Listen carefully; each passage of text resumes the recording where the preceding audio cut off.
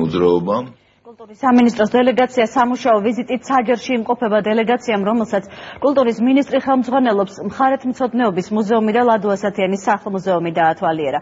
რურა მოდიშარია იმყოფებოდა მარცემი აღსარებლის საფლავზეც, სადაც ამ ეტაპზე სარემონტო სამუშაოები მიმდინარეობს.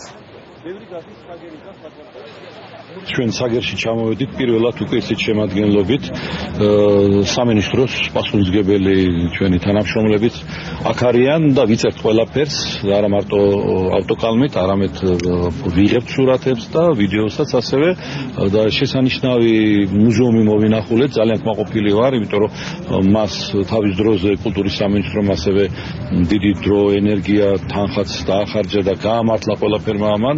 შესანიშნავი ექსპონატებია, შეშურდება დიდ ქალაქებსაც. კულტურის მინისტრის ჩამოგზანება უპირველეს ყოვლისა ეს იყო საქმიანი ვიზიტი, დატვირთული თავისი შინაარსით და შემდგომი გადაწყვეტის გზების ერთობლივი ძიებით.